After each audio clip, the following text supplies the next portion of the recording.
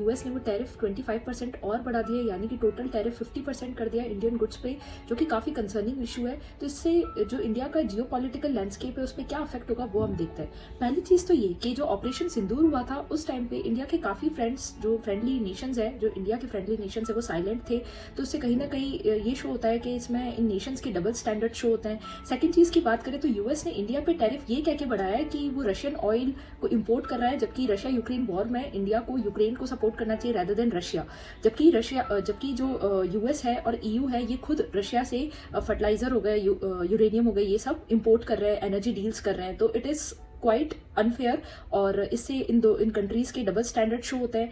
Third चीज़ की बात करूँ तो चाइना जो है वो इस चीज़ का एडवांटेज उठाने की कोशिश कर रहा है, क्योंकि ये जो चाइना है वो अभी क्या कर रहा है, उसने जो बांग्लादेश है उसके जो सिलीगुड़ी कॉरिडोर है उसके पास में एक एयरबेस है, लाल मनीरत एयरबेस, उसको वो रिवाइव करने की कोशिश कर रहा है। तो ये हमारी जो स्ट्रैटेजिक इश्यूज है उसमें एक कॉन्फ्लिक्ट क्रिएट कर सकता है। इसके अलावा अगर मैं बात करूँ तो अरुणाचल प्रदेश के कुछ एरियाज है उनको मैंडरीन जो चाइनीज लैंग्वेज है उसमें उन एरियाज को नाम दे रहा है। तो इससे भी कहीं ना कहीं इंडिया जो है उसकी जो हम कह सकते हैं सोवरेनिटी है वो अफेक्ट हो सकती है। और एक और चीज़ चाइना ये कर रहा है कि वो जो ऑपरेशन सिंदूर है उसमें उसने पाकिस्तान को सपोर्ट किया। बांग्लादेश, पाकिस्तान और चाइना ये तीनों मिलके एक कॉरिडोर बनाने की, या फिर हम कह सकते हैं कि ये तीनों मिलके आपस में एक जॉइंट एक ब्लॉक बनाने की कोशिश कर रहे हैं। तो ये भी इंडिया के लिए कंसर्निंग इशू है। इसके अलावा अगर मैं बताऊं आपको तो अभी चाइना कंटिन्यूसली ब्रह्मपुत्र जो रिवर है उस पर हाइड्रो पावर डेवलप करने की बात कर रहा है। तो उससे कहीं ना कहीं इंडिया की जो वाटर सिक्योरिटी और डाउन स्ट्रीम में अगर मैं बांग्लादेश की बात करूँ तो उसकी वाटर सिक्योरिटी भी इससे कहीं ना कहीं अफेक्ट हो सकती है।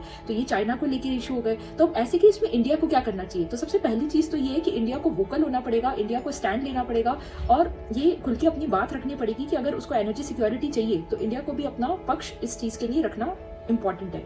सेकंड चीज ये है कि इंडिया को जो ग्लोबल इश्यूज है उसमें भी साइलेंट नहीं रह के उन पे भी अपने मतलब जैसे कि अगर अभी हम इजराइल और ईरान के वॉर की बात करें, उस पर जो एयर स्ट्राइक्स हुई थी उसकी बात करें, अगर वो वाला इशू हो गया, और इसके अलावा जो गाजा स्ट्रिप और इजराइल के बीच में वॉर हो रहा है, इन सब पे इंडिया को बहुत ज्यादा वोकल होने की जरूरत है और साफ साफ अपना मत रखने की जरूरत है।